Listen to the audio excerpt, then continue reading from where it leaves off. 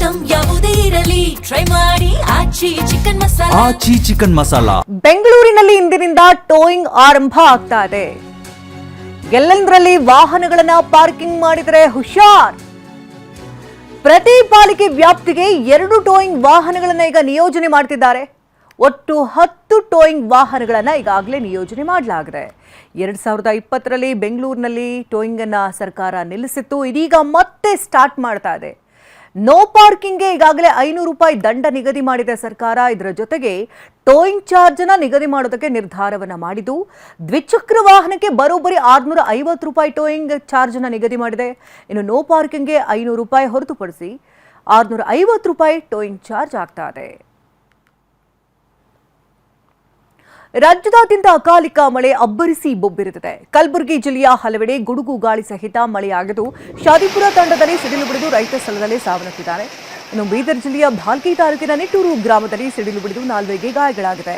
ಗದಗ ಜಿಲ್ಲೆಯ ಹಲವೆಡೆ ಭಾರೀ ಮಳೆಗೆ 4ಕ್ಕೂ ಹೆಚ್ಚು ಮನೆಗಳ ತಗಡಿನ ಶೀಟ್ಗಳು ಹಾರಿ ಹೋಗಿದೆ.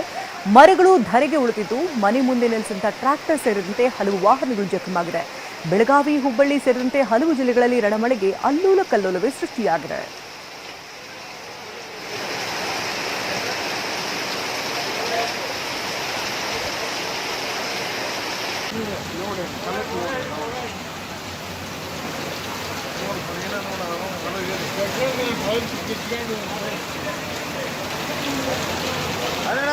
ಗಟ್ರ ಕಿತ್ಕೊಂಡು ಹೋಗ್ತೈತಿ ಅಲ್ಲಿ ನೋಡಿ ಪಾಪ ಕಾಯಿಪಲ್ಲೆ ತಂದಿರ್ತಾರ.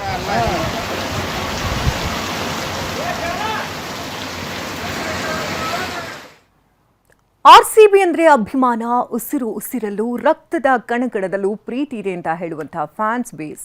ರಾಯಲ್ ಚಾಲೆಂಜರ್ಸ್ ಬೆಂಗಳೂರು ತಂಡ ದಾಖಲೆಯ ಮೊತ್ತಕ್ಕೆ ಸೇಲಾಗಿದೆ. 16,706 ಕೋಟಿ ರೂಪಾಯಿಗೆ ಸೇಲಾಗಿದೆ. ಇತ್ತ ನಂದಿನಿ ಉತ್ಪನ್ನಗಳ ಮೇಲೂ ಕಿಂಗ್ ಕೊಹ್ಲಿ ರಾರಾಜಿಸಲಿದ್ದಾರೆ. 4 ಕೋಟಿ ವೆಚ್ಚದಲ್ಲಿ ಆರ್ಸಿಬಿ ತಂಡವನ್ನು ಕೆಎಂಎಫ್ ಅಫಿಷಿಯಲ್ ಪಾರ್ಟ್ನರ್ ಆಗಿ ಪಡೆದಿದೆ.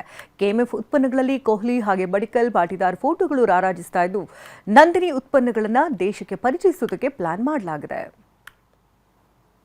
ಕುಮಾರಮಂಗಲಂ ಬಿರ್ಲಾ ನೇತೃತ್ವದ ಆದಿತ್ಯ ಬಿರ್ಲಾ ಗ್ರೂಪ್ ಇದನ್ನು ಖರೀದಿ ಮಾಡಿದೆ. ಅಮೆರಿಕ ಮೂಲದ ಕ್ರೀಡಾ ಹೂಡಿಕೆದಾರರಾದಂತಹ ಡೇವಿಡ್ ಬಿಟ್ಲ್ ಅವರು ಕೂಡ ಇದನ್ನ ಖರೀದಿಗೆ ಪಾರ್ಟ್ನರ್ ಆಗಿದ್ದಾರೆ.